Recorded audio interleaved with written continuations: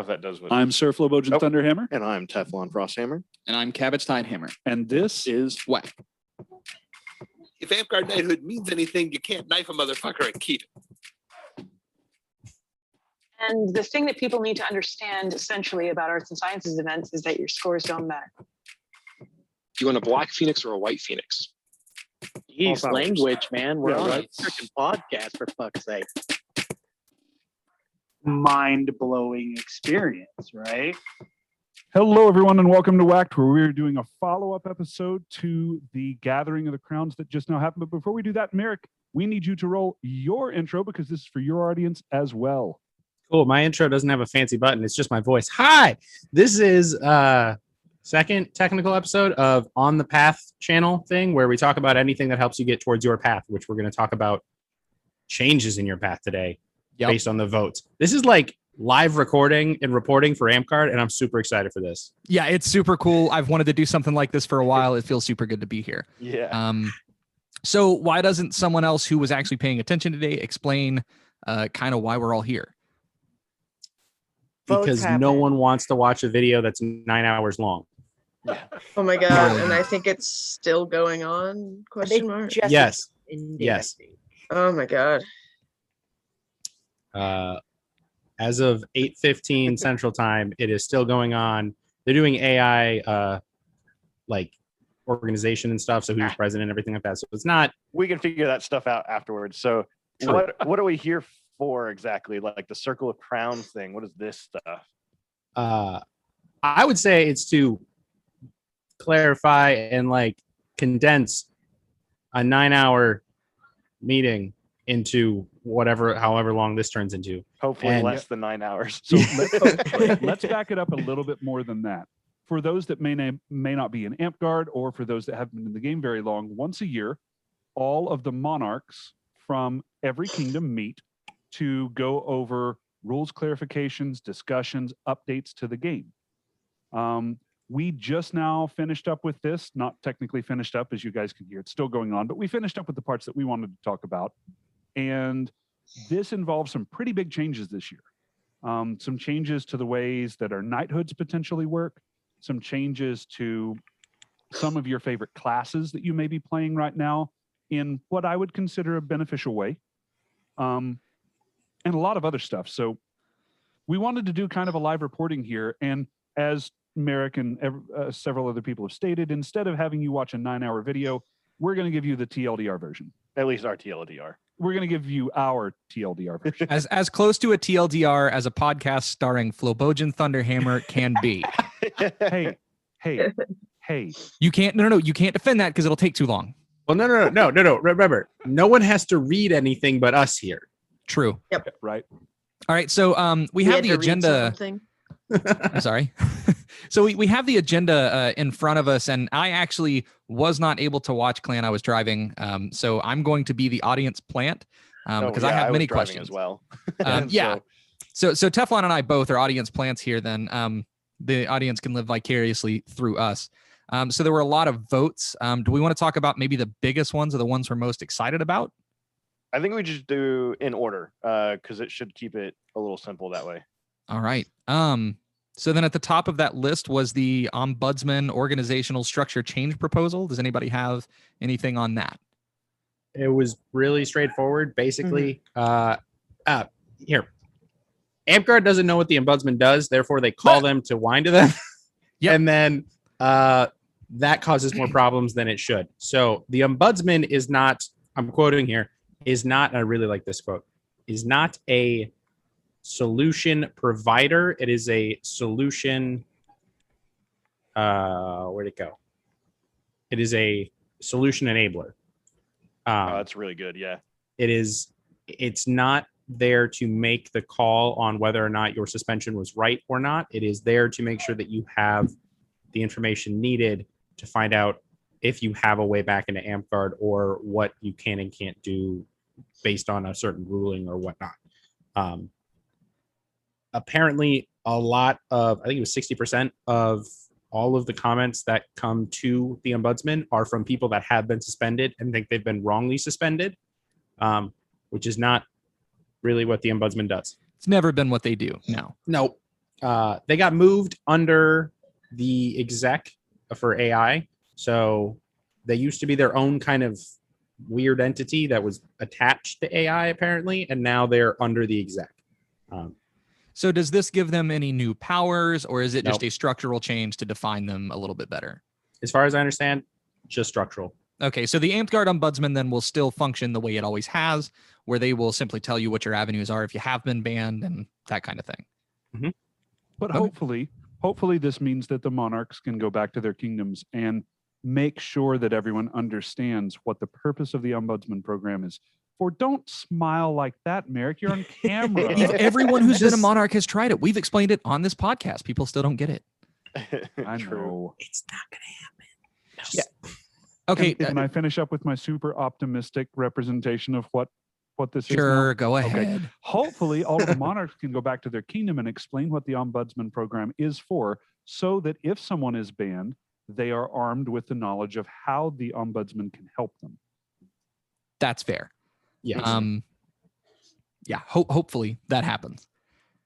Okay, We should put it in our rule book, or like the unified Kapora. It should just be listed in there or something. Oh, you know? yeah, that's the words that I really want to hear. Let's put it in the unified Kapora. I think that's a great idea. I like that plan. Hasn't happened given what we're on right now. Just As No. making sure that it's there.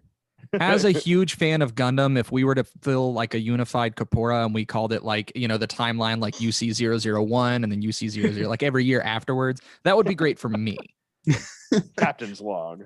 Yeah, Personally. but we're not here to tell you that a unified Kapora passed. That wasn't even on the table. Instead, we are going to talk about the very next point, which is Night of Battle of proposal. battle. Yep. So Awards committee. So those that were not aware, Chaos. there was a 5th knighthood that was proposed, I think 3 years back. It's been talked about for quite some time. There's been a K5 proposal for a long time. There's been K5 discussion for 10 years or more. But an actual move towards official things has been like you said, like 3 or 4 years ago, something like that. But yeah, so what this would do is it would create a 5th path to knighthood. That path had a proposal that was turned in at least a couple of years back that defined what it would be, the colors of the knighthood, all of the things that you would associate with a knight laid out. Some discussion happened, it failed. Another year came by. I think more discussion happened and it did not pass then either. Please correct me if I'm wrong here. And then this year, we had the discussion again. This one was also much more data driven. Yeah, really quick, because Merrick pointed it out, and I want to call it out as well. The Amtgard International Awards Committee has been doing some crazy, awesome data-driven work. I think a lot of that is due to Lady Lightning, but that whole team does some really cool stuff. Stuff gets tabled off to them to research and conduct surveys on, and then they come back to the comm with their recommendations and with the data that they have. I love Lady Lightning's work. Marry me if you're Yeah, listening. I was going to say, just shout out to Lightning in general for everything that All was the work that presented. you do. We were in a chat talking, and every time Lightning came on, it's like, oh, good, common sense has re-entered the room. So let's go. Can we get like a I guess the actual wording to the I guess proposal? Oh, I'm not the sure whole if the thing? Maybe not the whole thing, because I know that there's several different like awards sections, like 1 through 10 on it. Yeah. But like a general idea of what this means as a belt. Yeah, I have that pulled up. Order of Battle. An Order of Battle is awarded to players who have an understanding of tactics in class battle gaming and or effectiveness as a player in class battle gaming. This order ranges from individual excellence to in multiple classes in Amtgard to being able to command multiple small units and or large teams. And then it goes on to give examples of what a 1st through 10th Order of Battle would be. Let's take a 7. Okay. If you'll read the guidelines for 7, so that, because you said there's at least 2 different ways that you kind of can track in to get on the path for this. I think there's 2 or 3. Yeah, I think there's 3, but I want to make sure, and I want to make sure everyone listening understands that what the kind of parameters of this is. So an example of a 7th order is granted for showing individual or team strategy that has a game-changing effect in kingdom or duchy level class battle gaming. Examples include effective use of individual/team abilities to be a key component in victory or a major obstacle during defeat in a kingdom or duchy battle game, leading a large unit or multiple small units to successfully win a kingdom or duchy battle game, or victory in a kingdom or duchy class battle gaming tournament. The class battle gaming tournament was something that was not very well covered. Yeah, does that cover Phoenix League? Yes. I mean, that would be a class battle game in my right, but opinion, what else besides that? True. Oh, I don't that would know. be that's where sometimes the vagueness is a problem, right? But sometimes it allows monarchs to really kind of dig deep and bring up a culture inside of a kingdom in and of itself and kind of define it some there. While we're trying to take a little bit of uniqueness of stuff outside from kingdom to kingdom, so there is a standard. There being a little bit of minor uniqueness from each one may actually be kind of cool to have. I want to see a wizard's duel. From the meeting, it did sound like there was one or two kingdom that do like class game tournaments. I was a little bit confused with how they did like class game tournaments.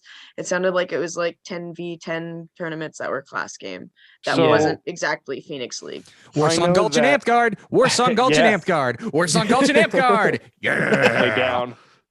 So Regan actually had a thing that it was a 1v1 caster tournament at one point. So that has potential to be something there maybe as well. So there's going to be some freedom to some degree of how kingdoms can approach that aspect of it. I think further on is Paragons. That was mentioned in that proposal, but it's further up, 8, right? 9, and 10 are available through Paragons. Like, it's kind of worded weird because you could get your 8th for Paragon, get your 9th for really good battle game tactics at like Keep on the Borderlands or some other large, really big event, and then also get your 10th for a different Paragon. Like, you can kind of bounce between all those paths to make it to the top. So it's not like Garber, Dragon, and Owl. These are kind of like 3 separate sections that are built into one. So you can actually get it in combination if you qualify for those guidelines, basically. Do I like that? I feel like that's almost rife for abuse, but I don't know how. So again, like, our belts have been notoriously thought of as too hard to get by very, very many. I think giving this freedom in this one as almost a social experiment may actually be very beneficial overall. Well, it may not be correct right now, but I think it gives a door to look into something new in the future. Well, okay, like, I guess here's where my head's at, right? Teflon, you are a Paragon druid, right? Sure. So you work through these, you get up to 7, and then we automatically go, hey, you're a Paragon druid, so you're actually on your 8th. Congratulations, buddy. Do you maybe feel like you've been screwed out of something because that could have been a 9th or a 10th, or does it not matter? No, I realize you're the worst person. Yeah, right. For me personally, no, it doesn't matter. Okay. But some people it might, or whatever. That's fine. Because no matter what kind of system we set up for this 5th belt, someone's going to take problem with it. And this one, again, because we have the 3 kind of paths and almost 4 up to 7, but 3 definitely at the end of it, right? It gives a lot of I hate to use freedom again, but kind of freedom to make sure that a monarch has the power to put a belt on someone who is deserving of it. Yeah, we're not really like locking this into a specific pathway. I don't think we can define that super well. Like, unless we start making, hey, you are a battle knight of Phoenix League or like whatever. Phoenix League or a battle knight of Capture the Flag or Castle Siege Games, whatever. Which is why I like the freedom of this proposal of it. And as Merrick and I covered in the Paragon Path episode with Argus and Augustus and Lily Augustus and Lily. We did the Battle Game Night episode. I feel like there's going to be a general trend towards looking at the 3 Paragons overall, but I hope that does not happen. I think that those other things are very valuable, but everyone's leaning really hard on quantifiable things, and those are going to be closer to being quantifiable things. So I actually want to, Quan took some really, really good notes, and I want to kind of touch on some of those too. But before we do any of that, I want to point out a downside that I see. Oh yeah, no, absolutely, please do. And so here's my criticism of this. What is one of the biggest criticisms that we have so far, or I won't say so far, what's one of the biggest criticisms about Sword? That there is only one path to get there by our current rulebook, right? Now, I understand that with the Night of Battle proposal, that the idea was that this is looking at multiple different, what are we looking at here, Lucas? This is some quality mic stand.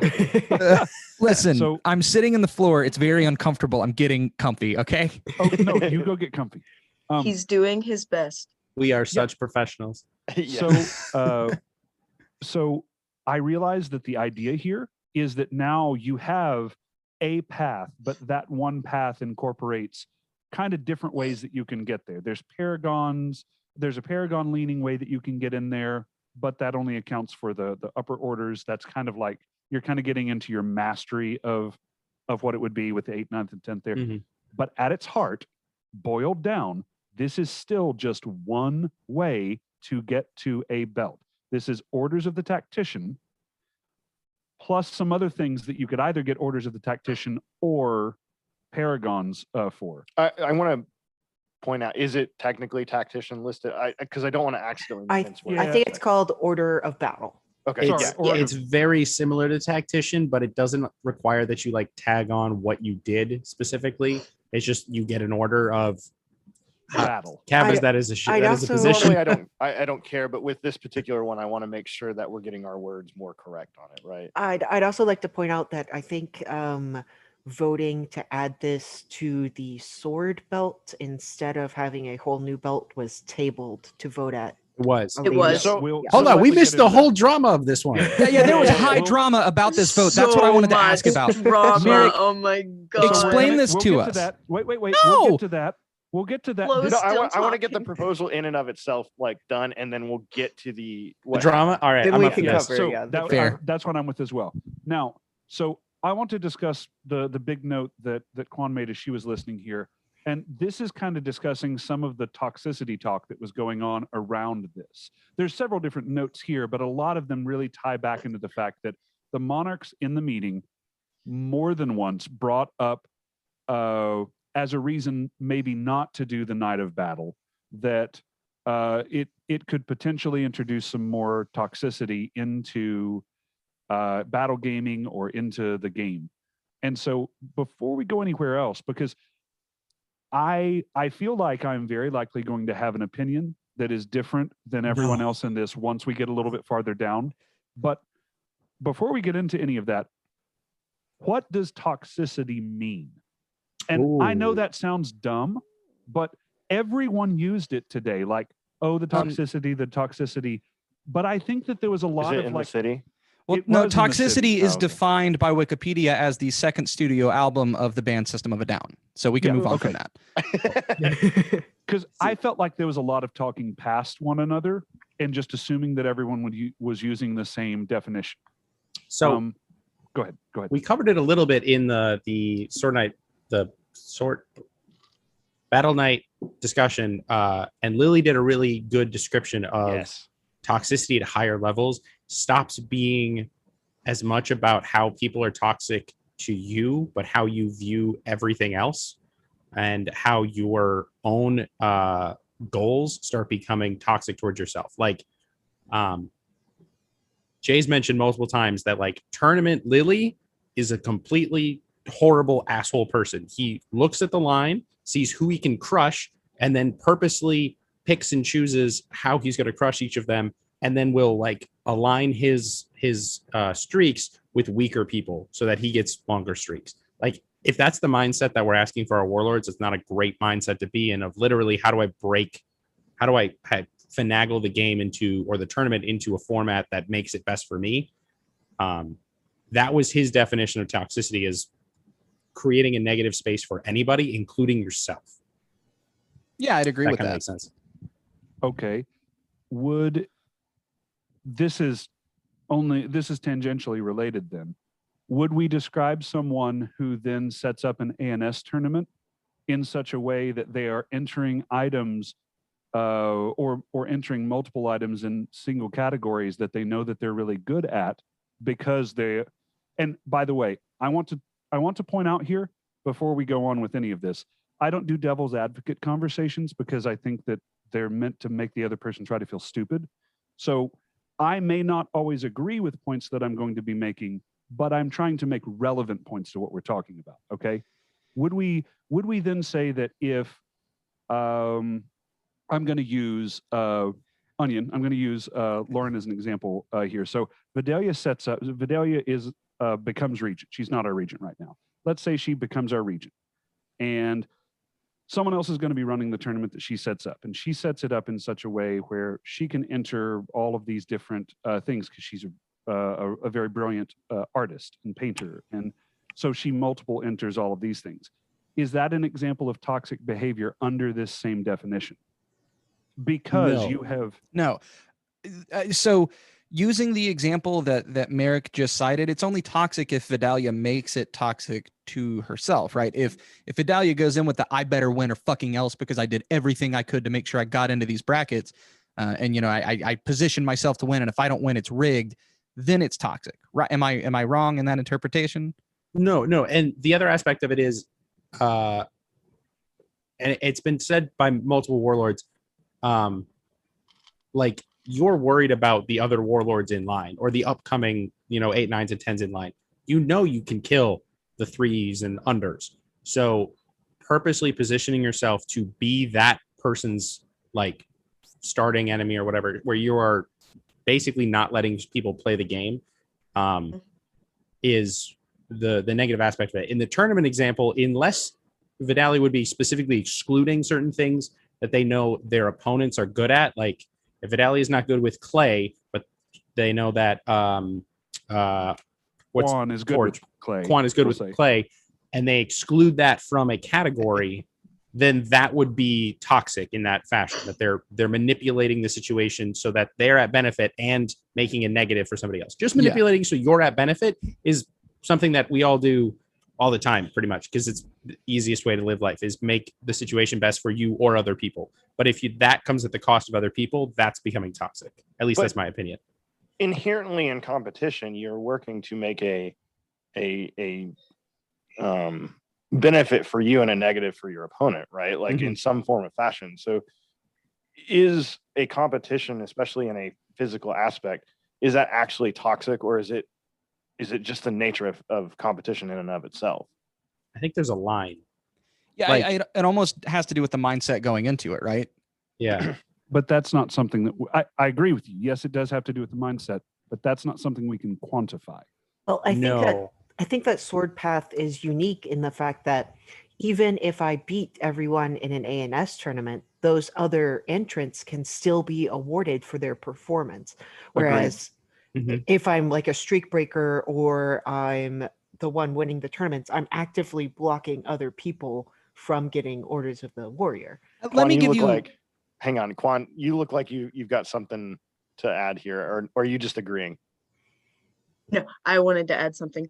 That's kind of the line for the toxicity, is that you, with an ANS tournament, you can't really ruin somebody else's fun with it. But with battle gaming or with tournaments, you can very easily ruin somebody's fun for that day in that tournament or battle game. If you decide to do that, it's very easy. Like the Paragons have definitely talked about, I'm going to ruin this person's day because we're going to beat their asses during this battle game because we've got 4 Paragons on this team and they've got no Paragons. Let's kick their asses, or something like that. Like Winner's Edge literally had an entire storyline where it was everybody else versus a team of Paragons. It was a horrendous battle game. It was awful. If you guys remember that, I do. It was really, really bad. And that was just a great way to ruin everyone else's day. So I can see from that standpoint, that's where my line for toxicity is. I just wanted to talk. I You're actually gonna have to interrupt us. No, I actually have a really specific example of toxicity, as Merrick is referring to, in a tournament that happened kind of recently. I won't name names, but we were at a tournament. It was like a Shire level tourney, right? So 2 and below. And this is one of those things where you got a bunch of newbies out. It's their first day ever. And there's somebody in the tourney that has 7 orders of the warrior. And he runs through the line and he runs through the line. And he basically goes like, I'm placed in all the brackets now. I'm good. And, you know, I had the question of, why are you even in these brackets? Go Reeves so that person that only has 1 warrior can be in the tournament, right? Mm-hmm. Why are you in this tournament where you have nothing to win? You know, not even as like a quality control to make sure the other warlords are still good. Why are you in this tournament when there's nothing in it for you and you're bragging about stomping all these people? That guy just got a sword put in his hand for the first time ever, right? Like there's no need for that. Yeah, I got a sword.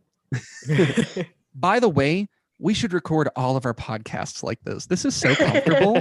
You're just lounging on a couch. Oh God, yeah. This is it, man.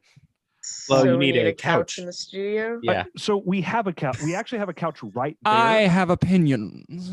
It's a Now well, it's swallow a the brown microphone. couch. I don't know if we're allowed to put that on video. Yeah. No, I'm kidding. I'm not popular on the internet. What's the reference? No, we're not going to explain this on this podcast. Okay, so I'm let me get back to what I was talking about Right. here. We kind of touched a little bit on the Sword Knight stuff here. We kind of touched a little bit, like this was originally about the Knight of Battle proposal, but bringing up Sword Knight makes sense because at the time that they were discussing this, and at the time that they were discussing the toxicity that is around it, Sword Knight was brought up as part of that conversation. It was a big thing. I think that, as I said earlier, people were using toxicity in different ways. I think a lot of times when people refer to toxicity in our game, especially around Sword Knight culture, they are referring to what I have on the show multiple times called kind of the Attitude Era of Amtgard, where you had some people that were swords that were not good people. I mean, they had demonstrably bad attitudes. They had other things that were going on there. They did not contribute to the growth of the game in any way. That part I will never argue with anyone on. But I want to point out something that doesn't get talked about when we talk about this toxicity, right? And I'm going to pose this as a question to all of you at the end because I am honestly curious why it's not. I'm going to take my belt, crown belt, as an example here. At the same time, which this was from about 1998 until 2010 or so, is what I refer to as the Attitude Era. You had a lot of people that had come up that were older at this point, probably 30s to 40s at this point, had some really bad attitudes, did not do positive things for the game at all in Sword. If you had asked them, I think that they would have said that they're just playing their game. In I want Crown, to be right? no, I was saying in Sword. And then, okay. But at that same time, in that same time span, you had people that had my belt, crown, that stole thousands or tens of thousands of dollars from kingdoms and local parks. I'm not referring to one incident here, but over the course of time, you had people that in my belt essentially formed cults within our game and led people to do illegal activities that they and their friends were arrested for. You had people in leadership that did some legal things, some sexual harassment legal things that I don't even want to address on this show. Right? Bilbo. Hey, Bilbo. Did some sexual harassment based things that I do not even want to get into in the course of this discussion here. But we don't hear about the toxic culture around Crown. I mean, these are things where people are still literally in jail for. They committed crimes. and we don't hear about toxic crown culture. So I personally think that we shouldn't base our entire premise of whether or not we should support something based on our most negative players. Yeah, Like, that's that. I would agree with that. Totally agree. That is absolutely right. Well, this is the thing that I have for a lot of, honestly, several of these proposals, but we are never going to have a perfect system, right? The way our rules are laid out grants us the ability to culturally say no to something, right? Like if we're talking about a toxic Sword Knight culture, right? Why are we still giving these people belts for that? Or why are we not banning them for the things that are going on? That is my point. That is my whole point is I was around all of those people. I was traveling at that time. I visited near every kingdom that existed in our game around that time. I was young, didn't have a steady job, made just enough money to travel as much as I wanted with all of my friends. I am at no point am denying that there was definitely a toxic element to some of the behavior. But the answer to that is to correct that behavior. And sometimes it's not just with a ban, right? Like or like a 6 month or a permanent ban or something like that. We can reach out and be like, hey, you're not allowed to compete in tournaments for like a year or something. Oh, we did that with like 2 people. Oh, that's beautiful. So we can address problems without having to put a ban on it. We can address problems by using the ban as well. Like these are things that we as a culture of Amtgard have fallen short on. And I think that we need to look at that before we start saying no to things that can be beneficial to the game afterwards. So I think to summarize, we shouldn't hold our decisions based off of the most toxic players. And those things are not inherent to competition. Like they're not inherent to the sword path. They're not inherent to the battle game path. They're not inherent to any particular path. It's a problem that we have to address outside of our award system. Yeah. Yeah. I most think likely. Oh, go ahead. Vidalia is absolutely correct. And so this was the whole reason that I brought this up is, as Vidalia mentioned, multiple monarchs use the term inherent when they were describing the toxic culture. We can't make the Night of Battle a thing because that would inherently bring toxic culture into our battle games. It inherently exists in Sword Path. And that is the part that if anyone on the comm, if anyone on the COM watches our little show here, I have an immense amount of respect for several of you, but this was a point that you really missed the ball on. Inherent implies that it is a property of this thing. That also means that the closer that anyone got to it, I'm a 7th level Order of the Warrior. I am by definition becoming more toxic by your description of the word toxic. And I think it's simply because we didn't take the time to define what we meant by toxic and have everyone kind of agree on what was going on there. People were just talking past one another, and Vidalia is exactly right. We do not judge ourselves at our worst. We correct our worst and judge ourselves. It irked me. It irked me that this already exists under Sword, and it was trying, the terminology of toxicity was trying to be kind of shoehorned into the battle game thing, simply because it's another physical part of the game. That's what I felt like. That's why I felt that it was being done. Again, I'm not making any excuses for the horrible behavior that happened before. I lived through part of it. I was probably even involved in some of it, of which I am immensely sorry for.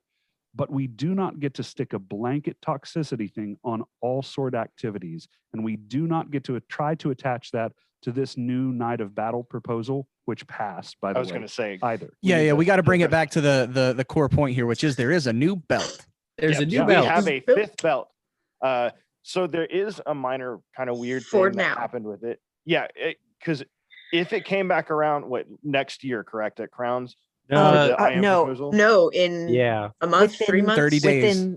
No. The 30 days was only on something else. Okay. 3 months. So it will They be have to voted bring on it back up by October 31st. They have to vote on this again. Yeah. So as the audience plant here, what happens if they don't vote on it again in 30 days? It stays Or as 3 is. months, whatever. Stays as is.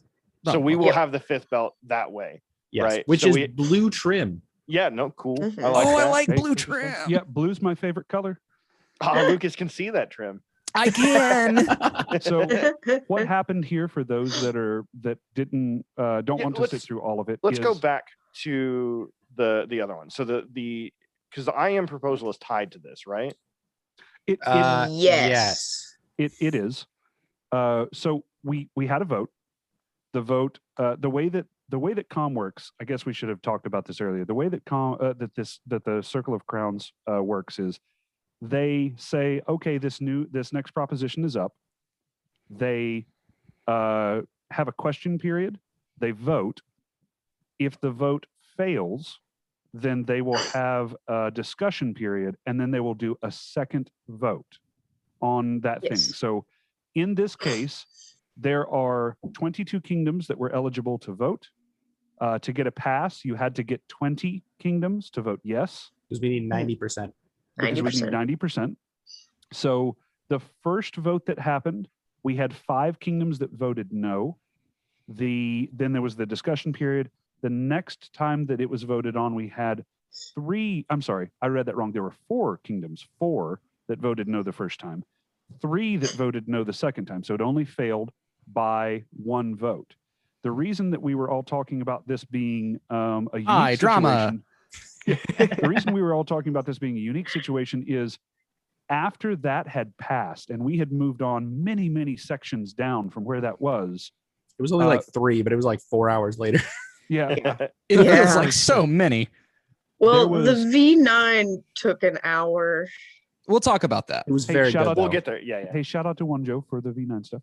Yeah, The, Winjo with Lightning should make all of our presentations and data all the time. Just keep They're giving us gorgeous. data all the time.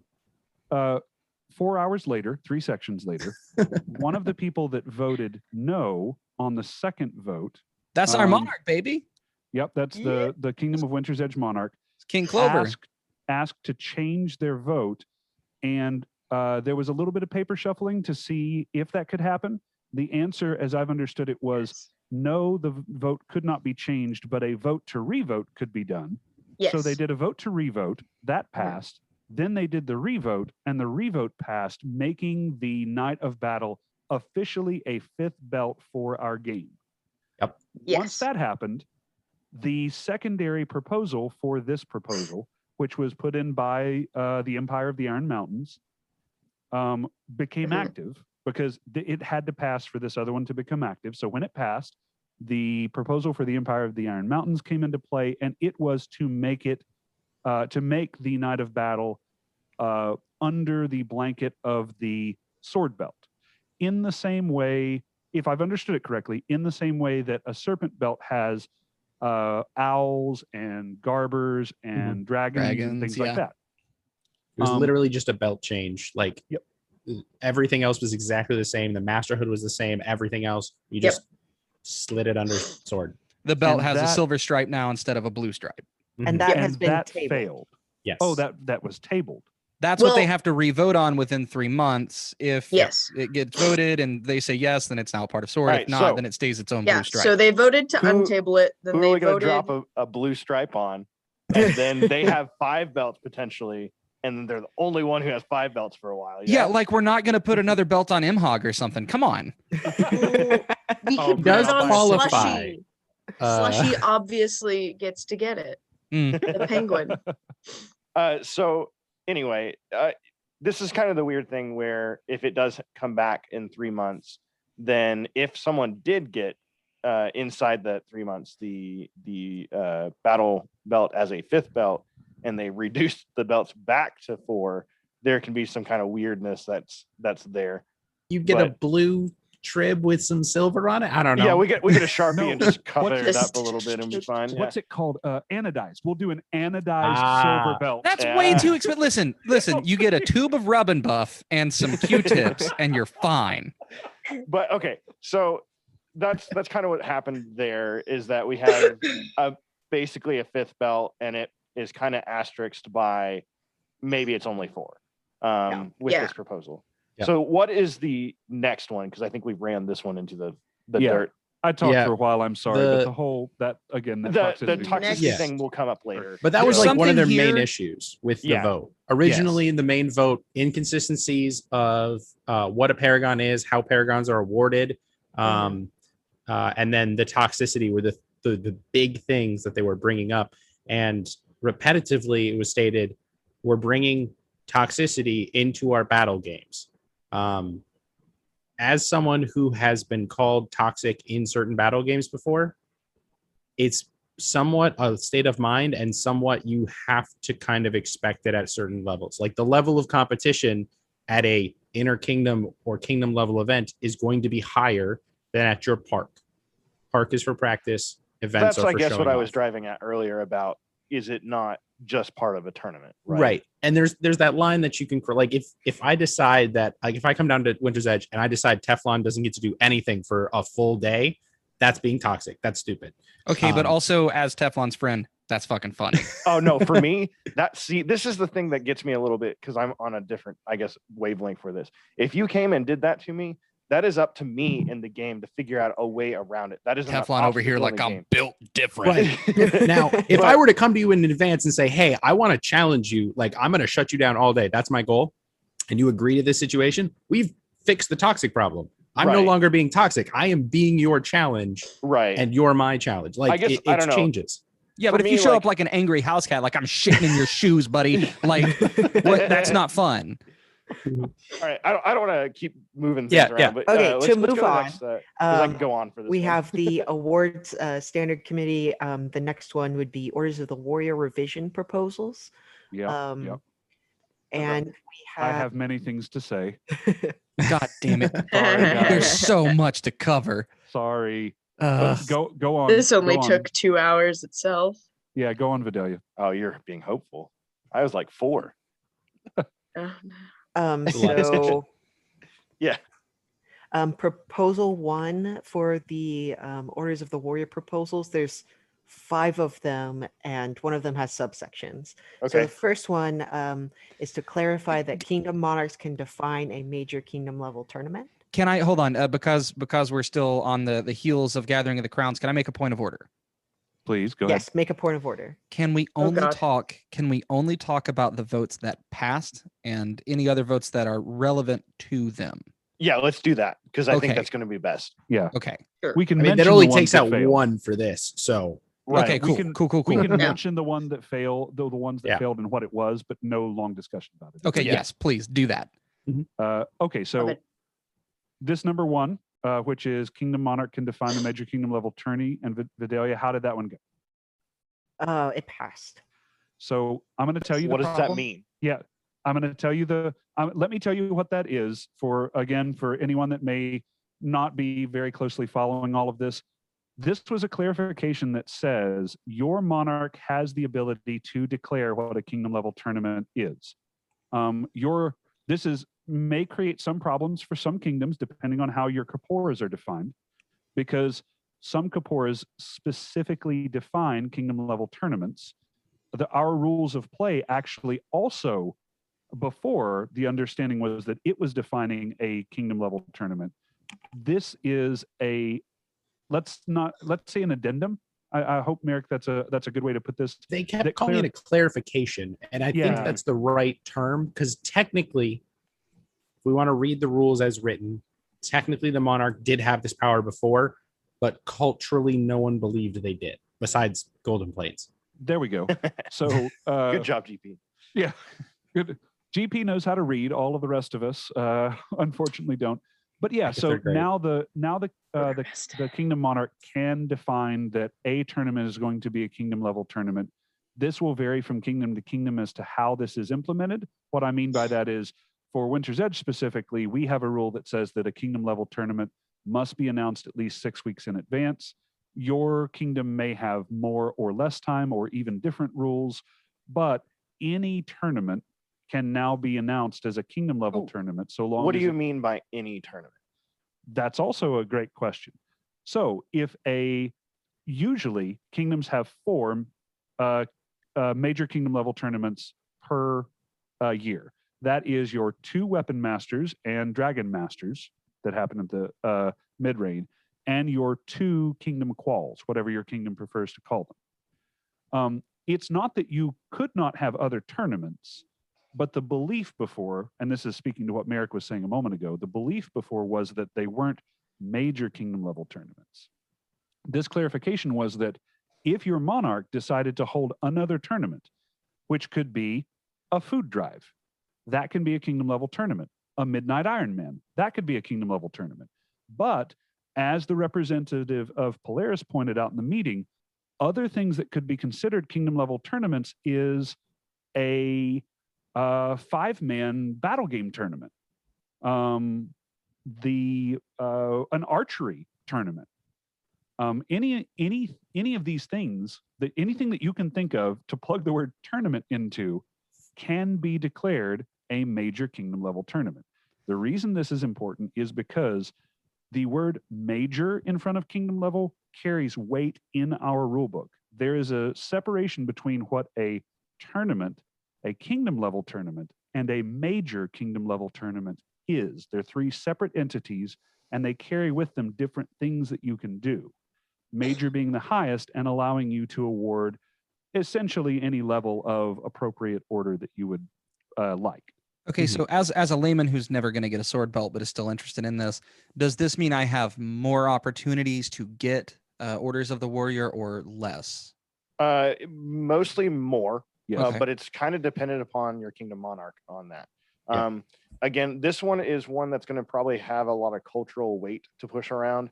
But theoretically, a monarch could be like, hey, cool, I'm going to go to 12 different shires in my kingdom and name these shire tournaments kingdom level tournaments, which is a potential downside. But again, I feel like the weight of culture is going to hold more standards to that.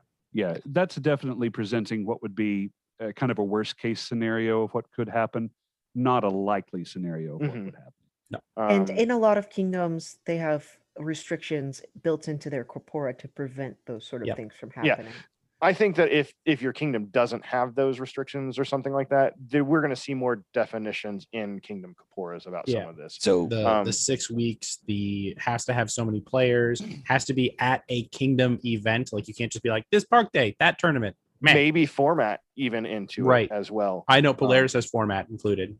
Gotcha. See, we don't have format. We only have the 6 weeks. Which touches on proposal 2, if we kind of want to roll over into that. Sorry, I forgot we also was have a separate one. a limit on how many tournaments we can have as a kingdom. I think it's 3 per term. Oh yeah, for ours. Yeah, I think there is something in there. I didn't I'd have know to that. double check. I didn't know that. I don't think we've ever gotten up to 3. No. So Well, we proposal have- 2? Yeah, let's we won't That's do fine. specific stuff. It's We'll, fine. we'll go to proposal 2. Yeah. So proposal 2 is to clarify that any tournament format can produce qualifying streaks. So, right. Yeah. Yeah. So why is this why is this important? I jumped the gun a little bit. Culturally, I'm going to go back to Merrick's term here. Culturally, our kingdom and many other kingdoms adopted what some people call the Michael Hammer of God style tournaments or the Warlord Sports style tournaments. I know that those 2 styles aren't the same, but I'm trying to provide some examples that maybe our audience has heard before, where you have an Ironman of some kind to decide a top 8 of some kind. Again, that's not an exact definition of both of those different types, but it's I'm generically classifying. When we switched over to a lot of kingdoms using this particular format, it did a few things. It took away the best 2 out of 3s that you would normally have coming up, which meant because of the way that the very specific way we defined match, it meant that it was harder to get streaks. As a matter of fact, once you made it into the top 8, you would not have 21 total matches to even try and get towards your sword belt if you won every single match in the tournament, because a match wasn't defined as I fight Jeff and I win in the top 8 2 out of 3, and then I fight Jeff and win in the top 8 and 2 out of 3, and then I fight him a third time because he chooses to let me, and then I move on to the next person and I fight them. A match was just one win for me beating Jeff. I could have won, lost, won, and that's still just one match that I have one. One in the streak. Yeah, one in the streak. This clarifies that any tournament format can produce qualifying streaks. So while the definition that I just now gave will still be true for what we're doing, you can streak that Midnight Ironman that I mentioned before, that your kingdom announced properly with all of its rules and citations and clarifications followed as it should be, can now produce a streak. This is kind of important because when I was growing up in the game, we had what were called crutch sword knights.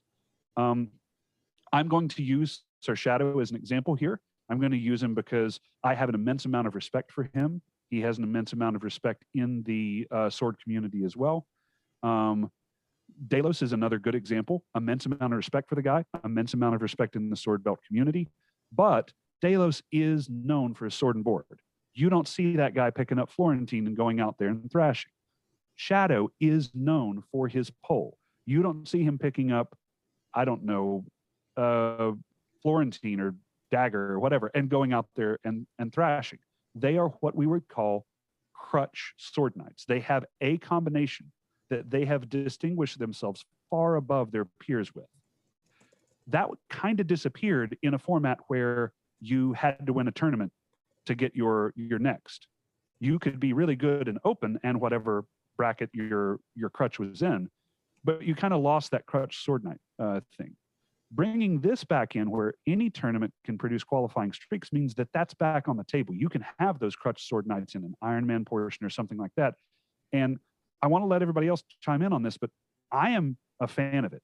I like this proposal and I love that it passed. I do too. And I like the fact that we get the potential to have someone who is really good at one combination still able to get the belt now. I am not expected to be amazing at poetry or whatever to get my Master Dragon. Why should every single sword knight be amazing at every single facet of fighting? Absolutely agree. Mm-hmm. Yep. And this is also another clarification. This is technically not a rules change. This was just a clarification that you can award for streaks in Ironmans. And again, this is going to be another thing that has a lot of cultural weight because we're going to see, and you may see totally different outlooks between the kingdoms on this one. Mm-hmm. So now I have a follow-up question here. Proposal number 1, which we just now went over for Orders of the Warrior, was a clarification. Mm-hmm. The monarch can decide if it's a major kingdom level tournament. Proposal number 2, which says that any tournament can have qualifying streaks, was a clarification, meaning that these have always existed. Does this mean that people that have won these tournaments that we've been holding in the past that we traditionally thought of as kingdom level tournaments, and the only reason we stopped calling them, we thought of them as major kingdom level tournaments, and the only reason we stopped calling them major kingdom level tournaments is because someone pointed out incorrectly that they were not supposed to be major kingdom level tournaments. Do you think that this means that there's some retroactive awarding going on? It's possible. Again, part of the thing with streaks was what the culture was driven at the time. And this is where, again, like you had said, the best of 3 is 1 versus, because Neverwinter and Winter's Edge at one point used to do wounds retain Ironman. So that means if I fought Flo arms me, but I win and I come up against Merrick next, I am still armed. Whereas some places did Ironmans where I fight Flo, I get armed, I win, I go back to fight Merrick, and I'm back to full wounds, and nothing has happened. Wounds regen versus wounds retain. Yeah. Right. Yes. So that gives, again, some cultural weight for where you are at to define this. Neverwinter will probably look at wounds retain Ironmans more closely again from this clarification. If I had to guess. I'm just throwing this out there. Winter's Edge Monarchy.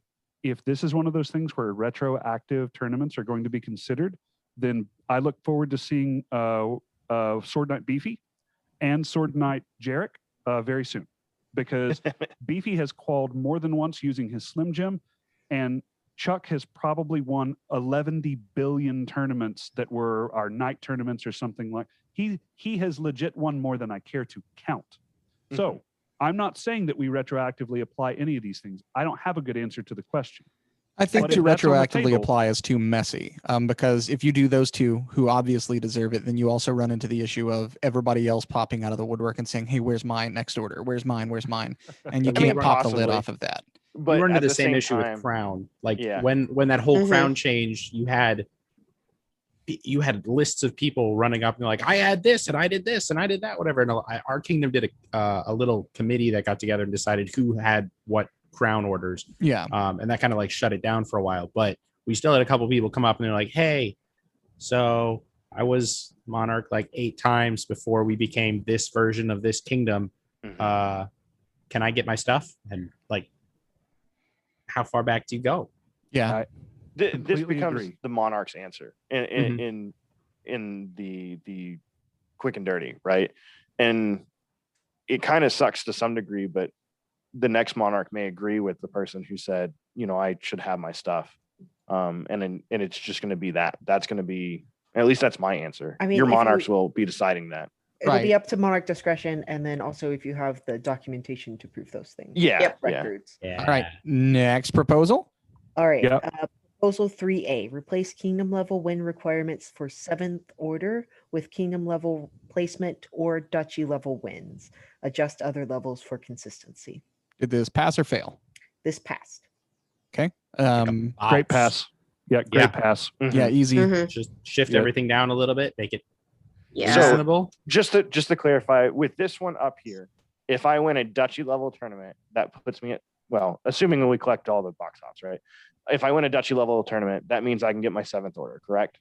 Correct. Yes. And then with how do they turn? They have a specific term, comparable competition or something like that, or Yeah, or sufficient adequate- competition. sufficient That's it. competition. Yeah, there we go. Competition, yeah. we're going to assume that as well, right? And so what this does is it makes it currently that I have to win 3 kingdom level tournaments to get 8, 9, and 10, correct? Mhm. Okay, Mhm. cool. Want that just on the board. Easy peasy. All right. Next proposal. This one did not pass in its proposal 3B. And that is replace kingdom level win requirement for 8th order with kingdom level placement or duchy level wins, multiple. Adjust Okay. other levels for I want to address this one just a quick way. The reason why this one's kind of sort of important in a way is because our kingdom, Winter's Edge, only allows duchies to award up to 7, where culturally a lot of other kingdoms could award up to 8. So this is where we may see some of the problem of why it may or may not have passed as well. And there are other kingdoms that only award up to 6 through duchy. Yeah, Gotcha. they had it broken down and they showed Mm-hmm. the awards people because I think there were 2 kingdoms that only allowed them to award up to 6, 8. It's celestial kingdoms and wetlands that can award up to 6, and then there are 8 kingdoms that 8 award kingdoms up to that 7. could have 7 and Gotcha. 12 that could award up to 8. So if we just do the math, like quick napkin math here, that if we just voted along our Kaporas, then this wouldn't have passed. So I think that that's something to note here. And it may pass later on when we kind of figure out a little more uniformly over the kingdoms on where duchy stands to award things. Yeah, I agree with Teflon here. I think that this not passing might be less of an artifact of people wanting to try and keep sword hard, and I'm making air quotes there, and more an artifact of we define duchy and the orders that they can give differently in a lot of our kingdoms. And there was some controversy over whether kingdoms were willing to maybe have either one order that was different for their duchies or then redefine how all of their duchies give awards. That was my take on it. Once again, a unified Kapora would have fixed all this. Yeah. Unified Kapora. Mo Kaporas, mo so- problems, right? I don't think, yeah.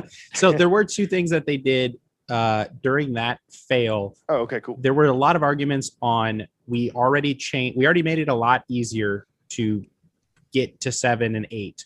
Why are we making it easier again? A couple people warned that they wanted to see what happened with these 2 first changes with 3 I think the with 2 1, 2, and clarifications. 3 coming Yeah. through, I think this is actually like I actually support bringing it to where you have to have 2 kingdom wins. So I would support this personally, but I am also in support because we have passed 1 and 2 being very different things than what is culturally accepted at the moment. Right. For a slowdown on the, I guess, quote unquote, dropping of the standard. VO said the exact same thing. They were very concerned about there was so much change going on. If we start dropping it too fast, we're not going to understand what we're not going to know what variable changed. We're gonna lose a lot of data somewhere. Yeah, absolutely. VO, I don't know you. Never talked to you before. Come on the show sometime.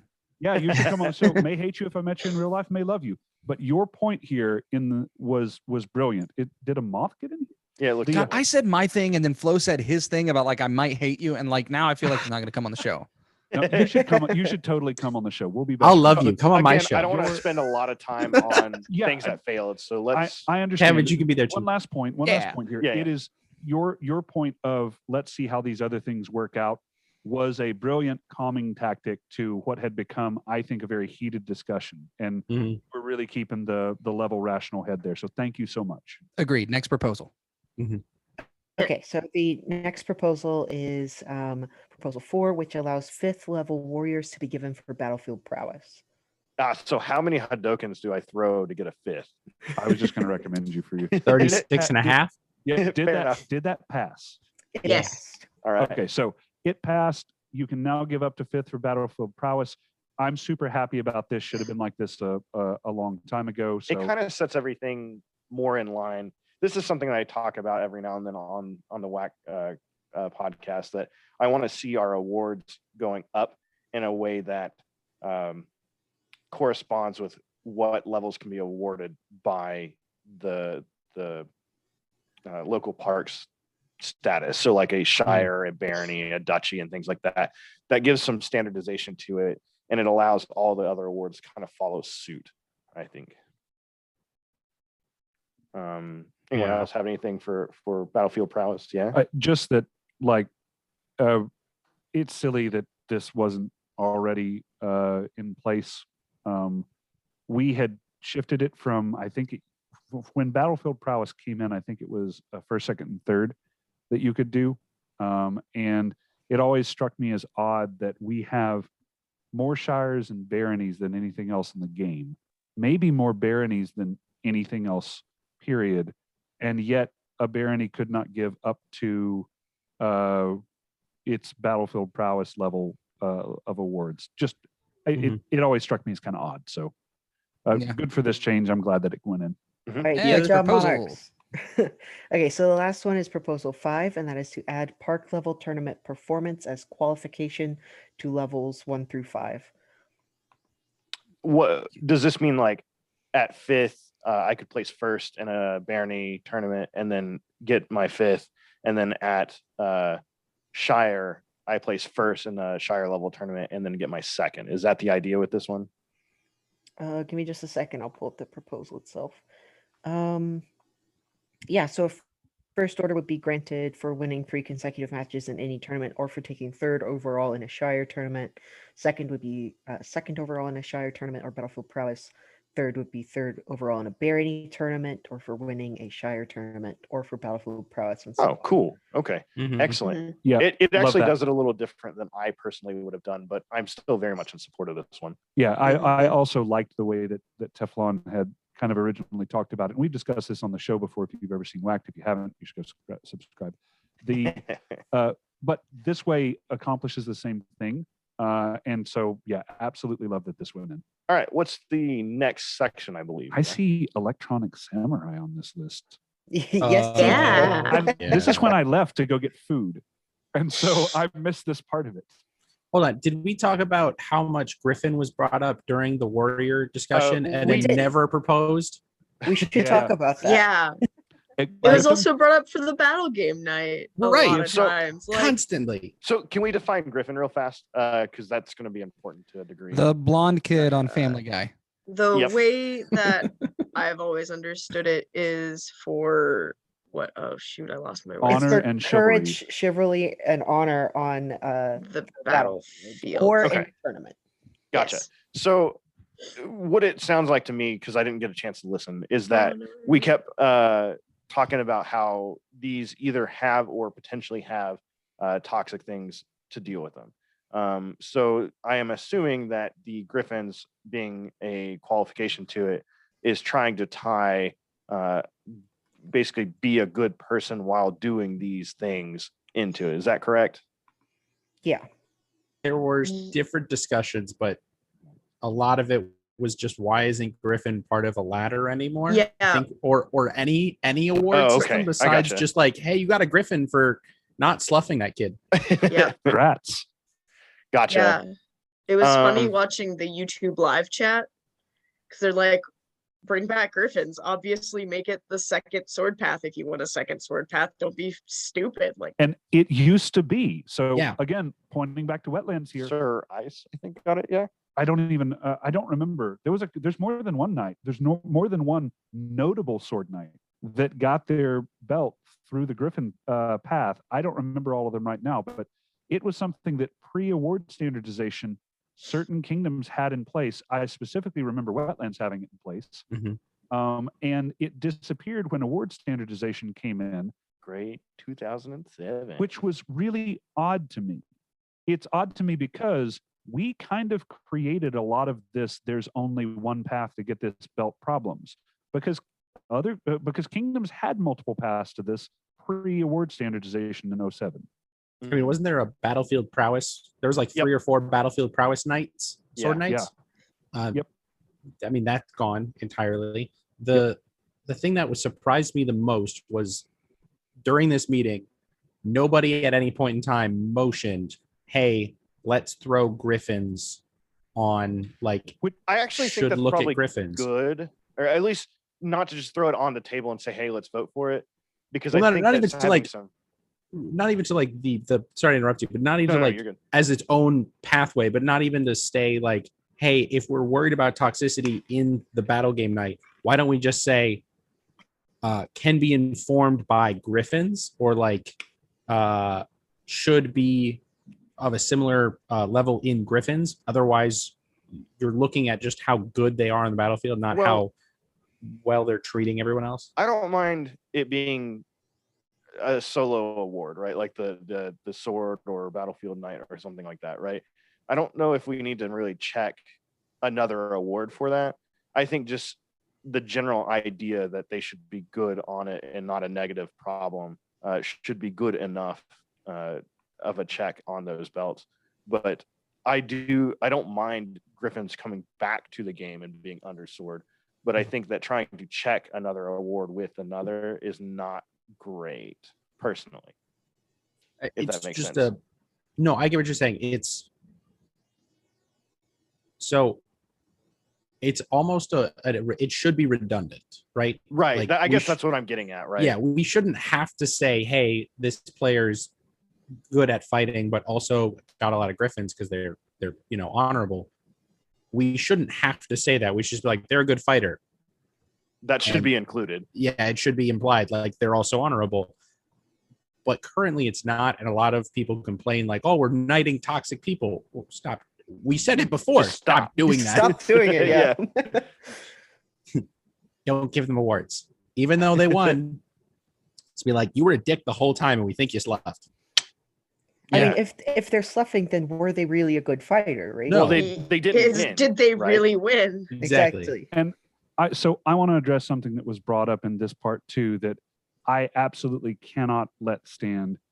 Someone, and I don't know who it was, I don't care who it was, brought up this whole idea of, well, if you allowed this to pass, it would make it easier for me to do this. And because it would be easier, I would be less inclined to slough or something like that. Like if the path was easier to get to, then we would have less sloughing.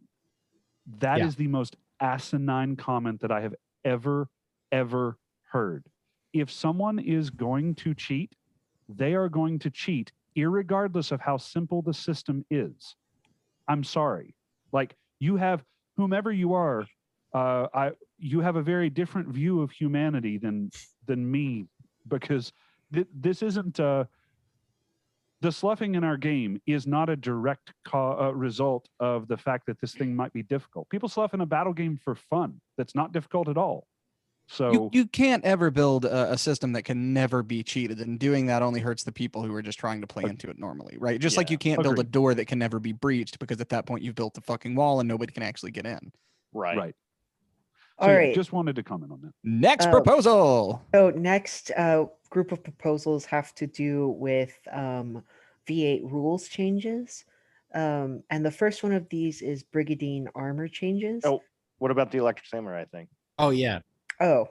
That was man, if Vidalia could take good notes, we'd see like these in correct order. Hold on a second. Wait. Where are your notes? Wait a second. Weren't you a rules rep, Teflon? This regards. This is all about the rules reps. Like the whole thing.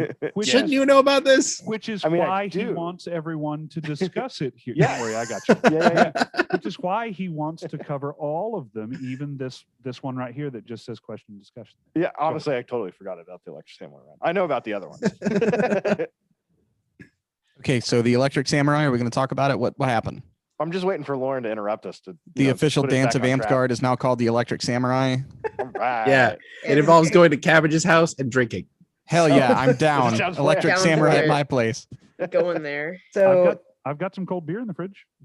all official rules rep discussion is to happen on ESAM, and only the rules representatives may post in that thread. But obviously, you can contact your rules representative and have them discuss on your behalf and things like that. That passed? That was the old ruling. Yeah. Oh, okay, Okay. gotcha. And then So now it's go ahead. now it's not that. I think it's Okay, I was going to say, like, that seems weird. Now I it's didn't even know Electronic Samurai was still active. Oh, yeah. it is. Ben just paid for the IP again. I was all over that thread. Yeah, it still exists. It's a great archive, too. Randall, you are a service to this game. Absolutely. Absolutely. So where are the rules reps discussions taking place now? Anywhere technically that the RRO wants it to happen. Okay. I think that's Yeah, that's actually fair. good because it kind of can change with the time, so to speak. Because like right now it was kind of on Discord and Facebook, or mostly Facebook, I guess, is where the kind of official things got pushed to, which is good because that's where we're taking care of business for the most part now. But it could be who knows what later on. So good job there, kind of, I think. Yeah, Electric- next proposal. It's worded interestingly, and Craig made the joke immediately afterwards. He can now declare that the RRO discussion is happening on the moon. So I'll go cool. friend Jeff Bezos and get to the moon. Aha, I work for Amazon. All right, moving on. So Please. the V8 rules changes. The first proposal is a change to Brigandine armor changes, which revises it to this armor is constructed from numerous shaped and fitted overlapping metal plates solidly connected along a supporting shell of heavy cloth such as canvas, leather, or velvet. I think both the armor or all three of the armors basically just make it easier to have or to make or buy armor. Yes. I think is what So the there points is a are. lot of brig armors that like were traditionally historically brig that got disqualified from brig armor in our previous set of rules for it. So this kind of opens up, if I recall correctly, it says one line that it's connected to, right? It just One says side? along one a side. supporting shell of heavy cloth. Oh, I don't remember. Yeah. Well, so theoretically, this makes Brigandine more approachable for the end user. Right. Yes. Yeah. So all three of the armor ones basically do the same thing. I would need to sit down and look at it again because there was a lot of discussion about. Some discussion about what armors this brings in. I know there was a lot in the comment section about Penny Brig making a comeback. Hell yeah. So correct me if I'm wrong here, but is Brigandine the one that the armor type did not actually exist at all? It was invented by no, that was Brigandine existed. Studded leather. Yeah, studded leather never existed. Yeah. Studded leather was confused with Brigandine by Gygax, I guess. Yeah, I'm it was really Gygax. sure. Nerds looking at pictures of armor. Yeah. Again, they talked about possibly penny brig, which basically becomes, for those who don't know what that is, because that's not been around for a while, is basically taking a piece of canvas, or well, 2 pieces of canvas, and sewing pennies in the squares. I don't know for certain that would actually work. I'd have to go double check with it. It says additionally, the one edge was removed to avoid confusion with late 16th century Cent brigadines and Eastern style. I don't know even know how to say that. Gotcha. Okay, so that's what I must have been remembering with the one side part of it, because some of these, whenever I saw them as a rules rep, got minorly changed to make them a little easier to push to the COM. And this happened to be one of them. So I guess with that ruling, that's possible, but with pennies being zinc, they're lighter, and I think it's lighter. I think the washer brig though becomes viable again. I think if you want to rivet the washers all over. Washer brig. Yeah. This is one of those that we'll have to look at kind of the official rules section a little bit. Obviously, we can't do anything rated online, but what we as a culture are going to accept may very well be defined in that, rather than just the words that have been spoken. True. Okay, and so the next rules change is for light leather armor, and it allows for a minimum of 1 inch thick leather or 2 millimeter thick leather alternatives, such as pleather or faux fur, that must not be obviously synthetic in appearance. Yeah. I'm sorry, did you say 1 inch thick leather? Yeah, I don't think 1 inch was. That'll stop bullets. 2 millimeter or 1/16 inch thick. Yeah, you definitely said 1 inch. Oh, sorry. I was like, so that's damn. just, if I understand this correctly, this is just allowing cheaper types of leather to vegan leather. Vegan leather Vegan. becomes, so instead of vegan leather being rated as synthetic, it becomes light leather by itself. So it gets the bonus to getting 1 more point to it, I believe. And then the faux fur type stuff, as long as it doesn't look fake, can be made in such a way to fall in this category as well, I believe. So I want to say something here. I want to say something here. And what I want to say is, first, it never actually occurred to me that wearing dead cow skin would offend the vegans. It makes total sense after thinking about it, right? But it never occurred to me that that's something that would come up. And then on top of that, I'm ashamed that we didn't have this in here before. Like there's no consideration given. Right. Like it's one of those things that once it's pointed out to you, you're like, yeah, but we definitely have we have something in for oh God, we don't have anything in for that. Right. Yeah, before them vegans couldn't play Amtgard. So I mean they probably didn't want to come to see us. No, exactly. They could play just a lot of monks. A lot of monks. All right. So let's rule change number 3. Yep. Butted plate changes. This was revised to armor comprised. Shut up. This was comprised armor comprised of numerous steel plates butted together with sewn pockets attached to a backing linked by cord or chain or by some other method. Okay, explain this one to me like I don't understand. I forgot how it changed. This is one of the ones that if I remember right, I supported gapping spacing. Oh, that's right. Right. Oh, yes. Okay. So the exact change was from a gap of 1/8 of. Oh no! Or Quan, no, come back. To 1/2. Quan, we lost you. Start over. Oh, wait, Quan's back. I'm back. Yeah, you you're back. guys are back too. This has been fun. This hasn't happened a lot. It changed from 1/8 of an inch gap to 1/2 of an inch gap. Okay. Yeah. Oh, so that's a it pretty just big made- gap. Yeah. Yes. Well, okay. Let's just touch on the fact that like we keep on bringing up historical armor in a game where we throw fireballs, but let's bring up the fact that plate like this, butted plates like this, where there was a gap between them, would not have existed anyways. There would have been some overlap because I would have just stabbed you between the plates. Sure. We're a fantasy game. We need to acknowledge it's not something to be ashamed of. We need to acknowledge it. Changing it to 1/2 inch. Thank you so much, Com. This should have happened a long time ago. I think there's some Eastern armor and stuff like that actually did have some more of the gaps and things like that. Sorry, Quan, go for it. I saw in the discussion for the YouTube chat that it had been voted on at some point.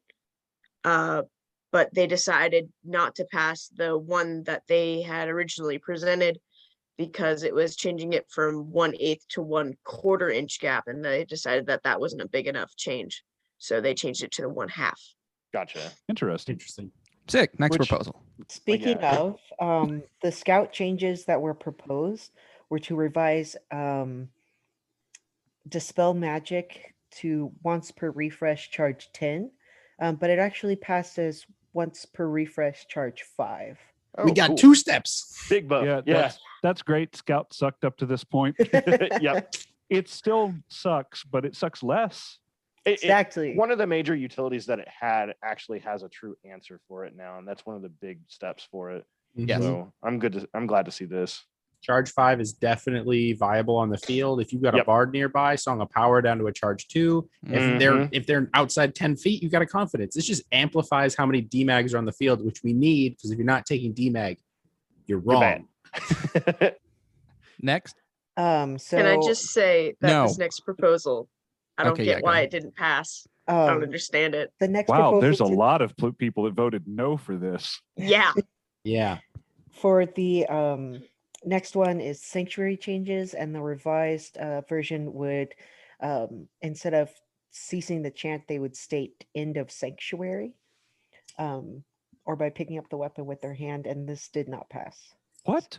Okay. So it's one specific instance. It's just, this is the craziest crap. Like we complained about it on the monk episode. It's one instance now. Instead of it, the proposal is if you stop chanting, you have to say no longer in sanctuary. That's it. All of the other methods of like getting released, picking up a weapon, and whatever the other ones are, those all happen and you don't have to say it. This is literally like not even a baby step. This is nothing. And they're like, no. I mean, in that same vein, bards should also be required to announce that their songs have ended. Unless you're switching to a new song, but I agree. Yeah. Yeah. Or you start, if you do something that like would kill the chant, that should be the indicator. So like if I start casting it in a spell, if I start a new song, whatever, that kills the chant. Monks really didn't have anything to kill it other than picking up a weapon. So but this is the whole, again, this is going to vary from kingdom to kingdom. I'm not stating that what I'm about to say is the correct way to do it or anything like that, but this was just the monks' instant assassination after vibrating palm and stuff disappeared, where they are, sanctuary, hit, because they've had their weapons not carried, but on them in some way that they were able to hit, or their buddies like, missile through a weapon at them, however you want to say it. Tell me that that's not the reason that this didn't pass. Tell me there is a better justification. You're shrugging. I think it's just they didn't understand what happened. Like I don't get it. It's literally just saying that you're ending the state. I was already doing it because I thought that that's what we were supposed to do when we were done with sanctuary. I was just like, not again sanctuary anymore, guys. Okay, here I am. Bye. Yeah. Like it's basically like saying that you're stepping. Like once you're done stepping out of the shadows, you step back. Yeah, I don't know. I return the physical. I return the physical. Yeah, it's an incant to get out of it. Like I know the argument, but I don't understand why. One, there was no discussion about it. It didn't. But so many people were just like, no. Yeah, it didn't pass. And the next proposal is the one I think I'm most excited about. Is this the Paladin anti-Paladin? Paladin anti-Paladin changes is next. Yes. Fuck. Yes. Two little days. How you really feel. Get down to that. So this allows players who have at least one class at 6th level to play Paladin or anti-Paladin, and the garb is an openly displayed black or white dragon and medieval sword and sorcery looking garb. Yeah, so I know last year the thing that a lot of people got caught up on was the name. Like we shouldn't call it Paladin, it should be called Marauder or whatever. But like this is a good change for our entire game. Hey, new players, you can do all the shit that's in the rulebook now. Congratulations. Right. Yeah. Well, they still have to be level 6. They have to have level 6. But it's not gated by something. It's not gated by something that in many ways is unachievable for the average person. Like you just show up enough and you can play Paladin. And it also says you can't play. It doesn't say you can't put credits in. Oh.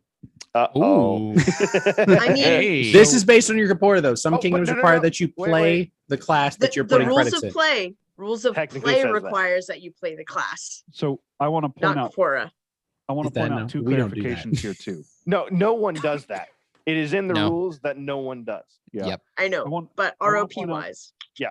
Two clarifications Right. here too. One thing that wasn't mentioned for any of the knights that are listening to this, you do not have to throw away your phoenix sashes and go make dragons.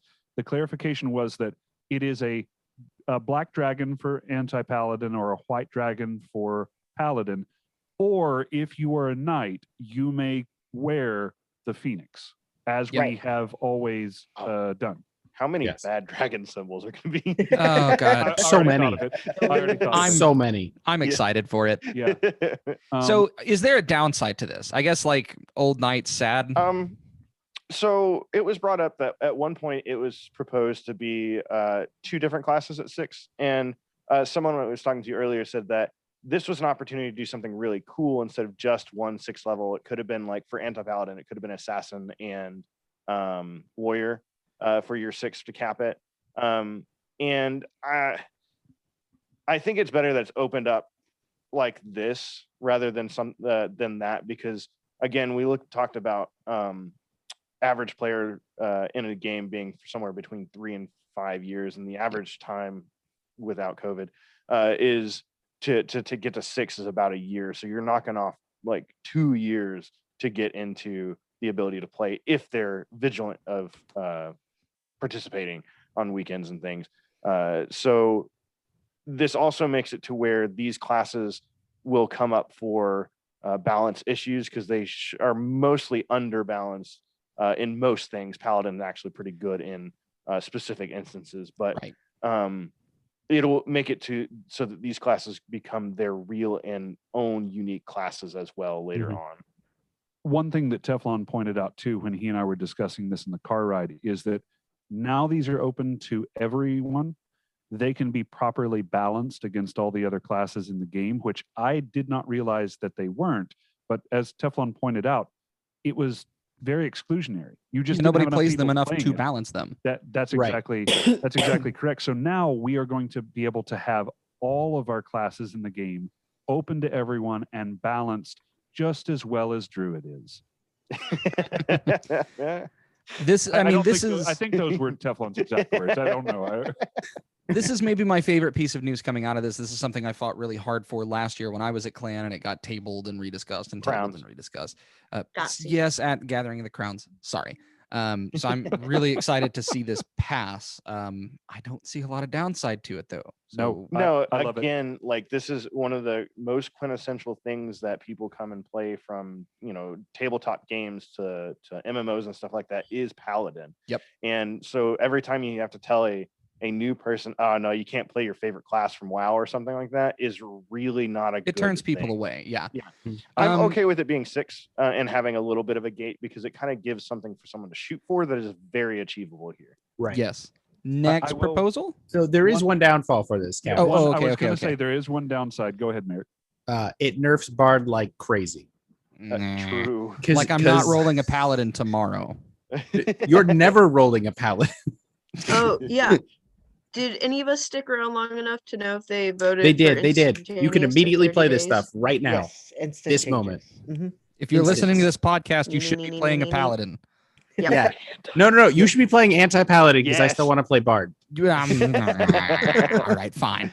So I want to point out too an objection that one of the members of the COM made, which is just that we do have people that have worked dragons into their personal symbols. Oh yeah. It may be on their garb. It may be something that's already openly displayed. Super minor issue. I'm still crazy happy that this passed, but that is something that will need to be addressed in some way. I mean, I if don't they're care. otherwise wearing a sash, it shouldn't be an issue, right? Yeah, And this was handed off to Yeah. The Manima's- RRO. Yeah, Manima is responsible for getting together the rest of the rules reps and try to figure out a better answer than the dragon symbol.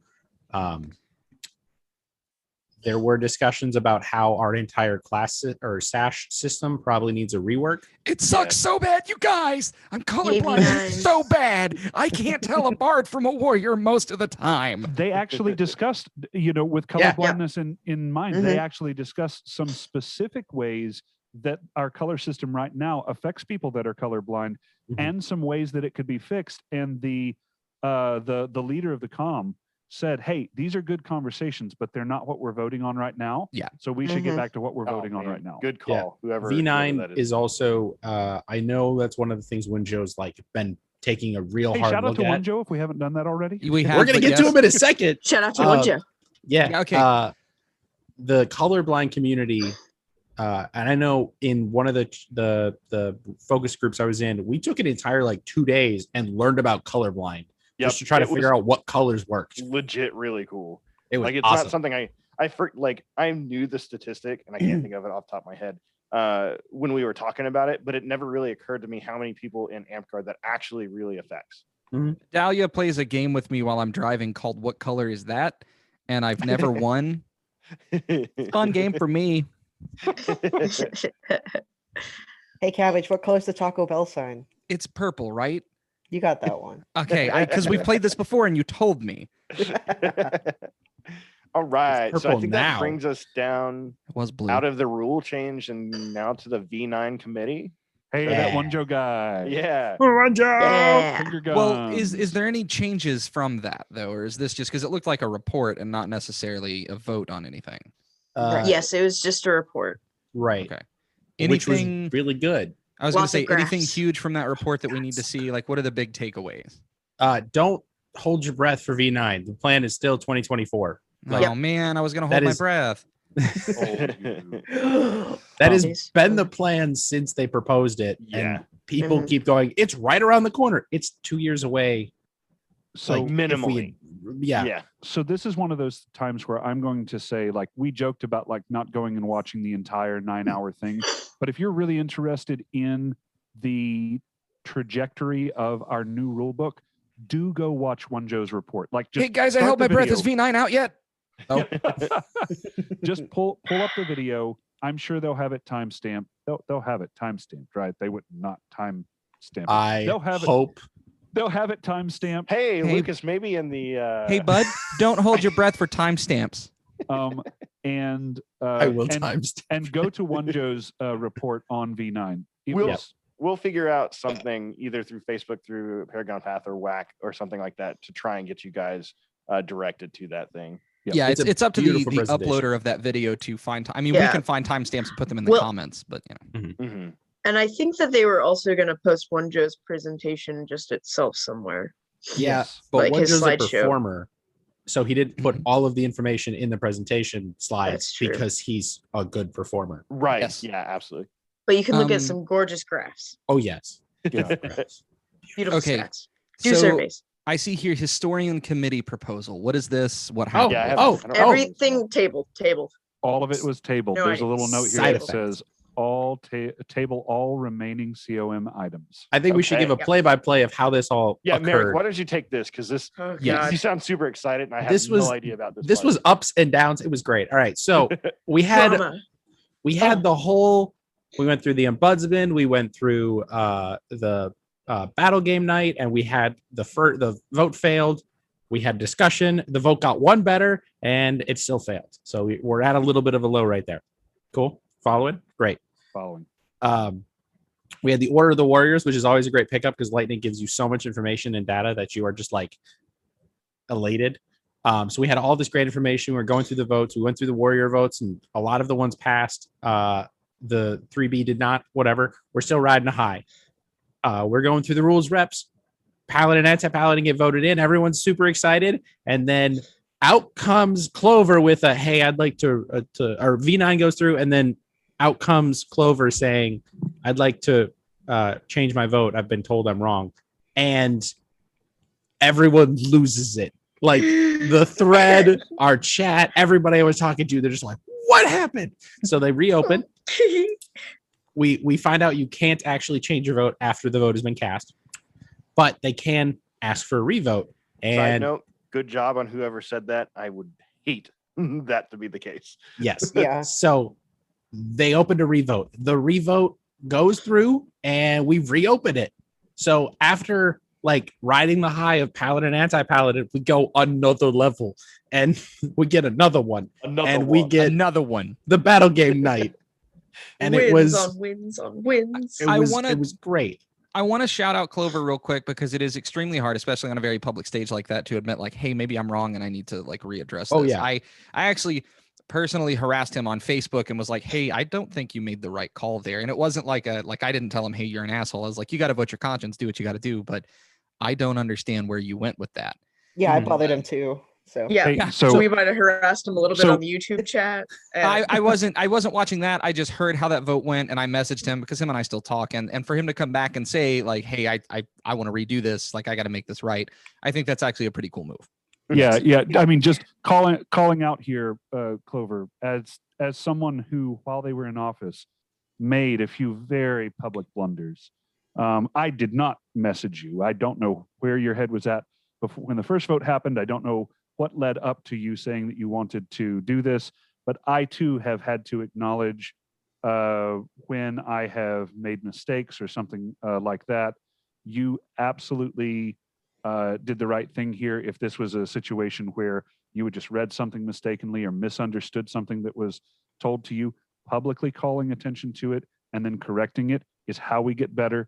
Thank you so much, sir. Thank you Good so job, much. Clover. Yay. Now, in order for that vote to happen, and because Vormar was being really specific about how long he wanted this meeting to be, he wanted it to be 8 hours. He's the current secretary. Or no, he's the current XCOM XCOM chair. XCOM chairman. Yeah. We had an office change very recently due to someone stepping down, so it was a little quick and stuff. But yeah, he is the chairman of the executive committee.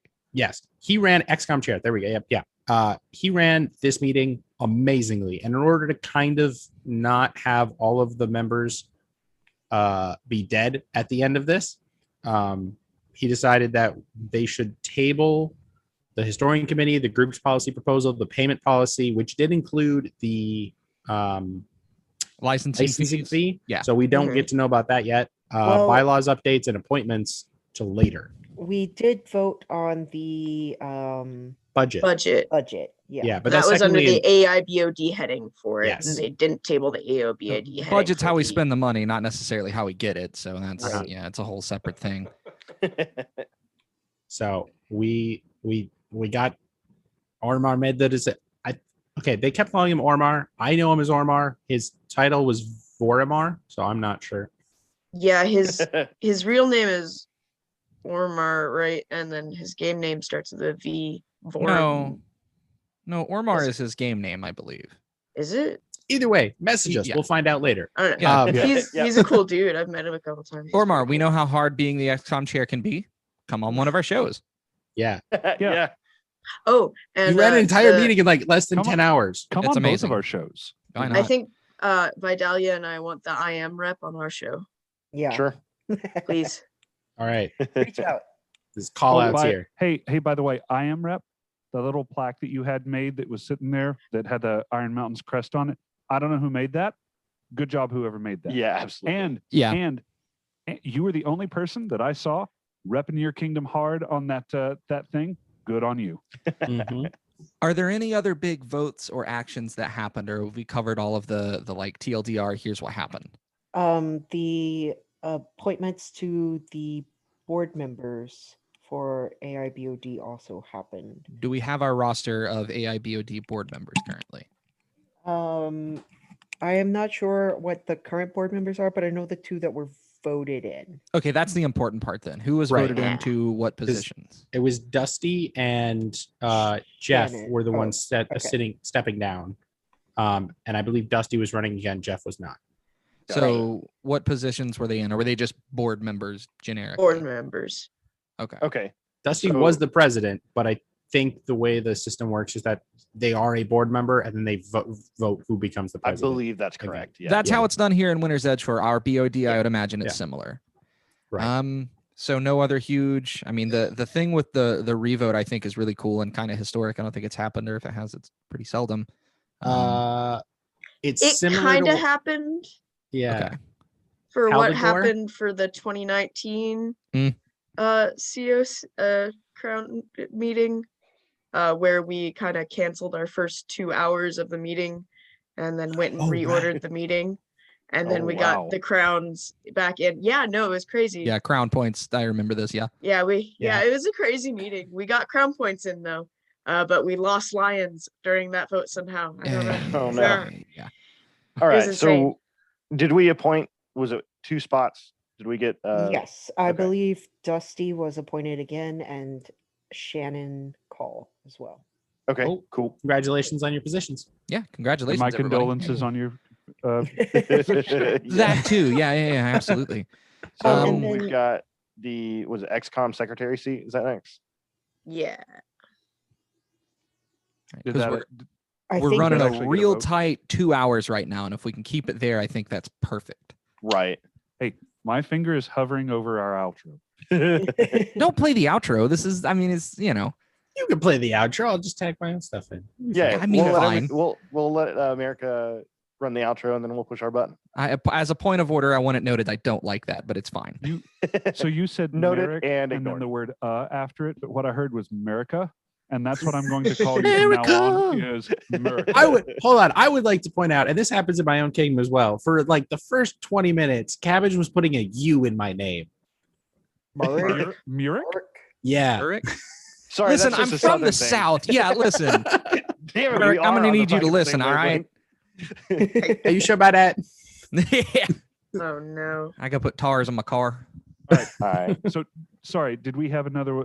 Was there a vote for XCOM secretary, or was that it?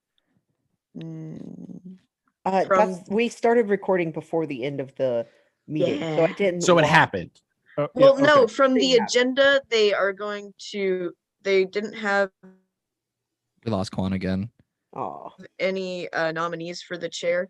And so Okay. they Oh. are leaving nominations open for the chair and the secretary until August 14th. Discussion the August 15th through September 3rd, and then voting started September 14th. Okay, so stay tuned for those votes to happen later. Then, yeah. Yep. Gotcha. And is there anything left that hasn't been covered yet? Nothing here.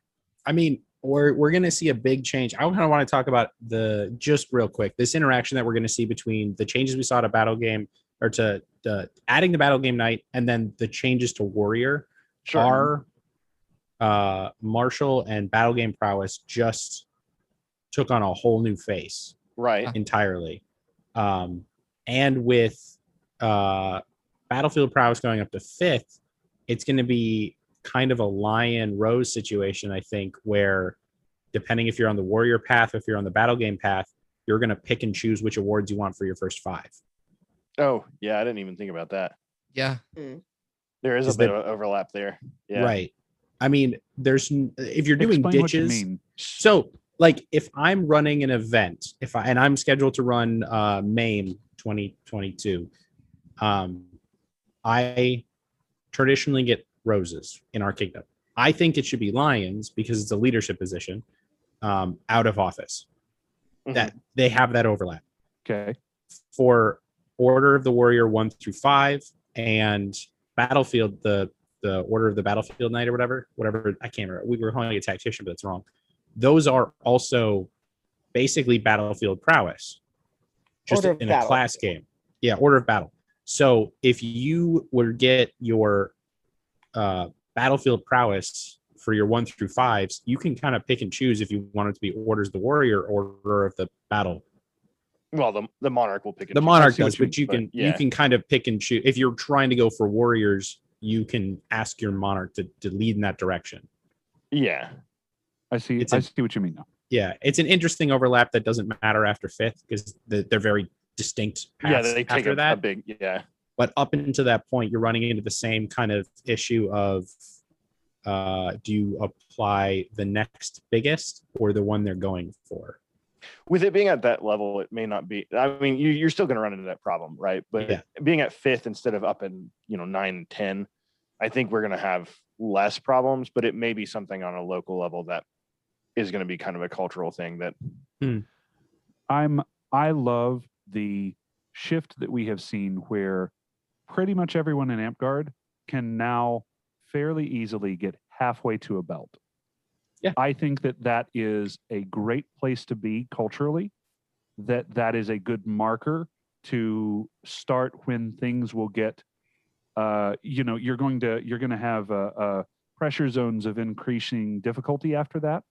I think having it at 3 or 4 or wherever it was before was ridiculous. So thank you to everyone who sat in on the Circle of Monarchs meeting. Thank you for voting and representing your kingdoms. I think that there was a lot of really good decisions made. Yep. Yeah, absolutely. Amtgard's taken a huge change. A bigger one, I think, than most previous clans have necessarily allowed it's for. a big change that people may not realize is coming through, right? Yeah. I mean, the battle game night is definitely a huge change that everyone's going to see, but there's some other like supporting actors basically going in on this one, especially with the Order of the Warrior and the clarifications made there. Yeah. So I think we'll see some interesting things happen due to that. And this is, I think, the beginning. It's not the beginning, but it's definitely one of the bigger waves that are going to come through of the cultural push that we're going to see, especially with that. Monarchs definitely get to declare what what a major kingdom tournament is. Right. So getting that non-men tournament at Keep on the Borderlands, at Gathering of the Crowns, man, I didn't even think about it that way. Yeah, those are all things you're like, hey, give them an 8, a 9, a 10. We can fucking do it. That's now. really good. Yeah. Right. Oh, that's amazing. No, sorry, that wasn't a major kingdom level tournament. This person just beat the 20 best stick in the game, so it doesn't count. Yeah, it doesn't quite count. It was brought up at a different point. Keep on the Borderlands. Basically, only the person that wins ever gets an award, because taking second in the Hog Cup doesn't technically get you anything, even though you took second to, I don't know, Shion or Anatole or Peter the Quick. You took second to the best of the best. No, you don't get something. Like, if you're not first, you're last. Yeah. By the way, if I ever reach a point where I beat Shion, Anatole, and PTQ in a tournament, I expect to be knighted on the spot. We need to patent slap belts, okay? We've got to get the tech down.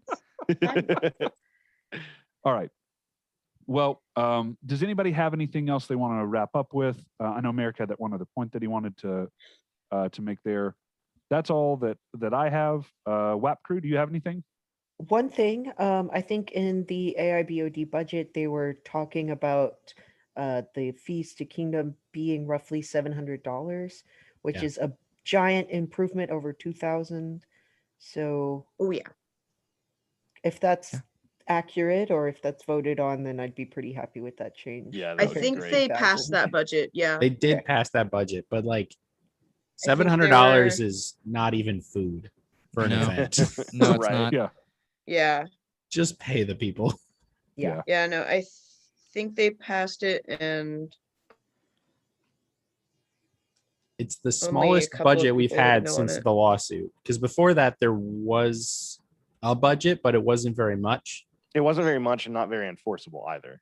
Yeah. That is why the licensing fee discussion was tabled to another time, because that's what they'll actually have to put teeth in the bill and everything else from there. Right. Yeah, it costs money to run our game. That shouldn't be a surprise to anyone at this point. No way. You mean insurance and taxes and everything else. Lawyers, maintaining our 501c3, and you know, pretty reasonable. But yeah, $700 was pretty happy to hear that number thrown around. So agreed. But I'm not sure if it's going to change yearly or. Right. Yeah, that's going to be the kind of interesting thing with Gathering of the Crowns, is that can change due to the votes and stuff. And maybe it lessens. It may disappear if we get licensing fees and stuff like that too. So that's going to be a big deal. And I'm glad to see that it will have the possibility to change semi quickly. I think specifically it was $697.30 or something like that. So that's too specific. An odd number. Yeah, that's too specific. We can't. I think maybe it was. I think maybe it was just send them $700. $694.20. Fuck it. Send them 700 and we can call it a rounding error and get rid of it. Yeah, right. You did that in 420 on purpose, didn't you? Yeah. Maybe. It's how you get your pennies out of the bank account. Yeah. No, I think that covers all of the actual votes that happened. So you want to roll us out, Flo? Yeah, play keyboard cat. We're posting this up, I believe, at the exact same time. So, Merrick, do you want to say anything to your viewers on the way out? Yeah, like and subscribe if you like this content. Go watch WAK and then come back to my channel and watch more stuff. Everyone listening to this needs to like, share, and subscribe to both the WAK YouTube channel and the Paragon Path channel as well. Absolutely. Yeah, it really does help. Thank you so much. And here we go. Hey everyone, thanks for listening. If you liked what you heard, be sure to subscribe to our podcast on YouTube or Spotify to get notified about new episodes. And make sure to follow us on Facebook for announcements and more.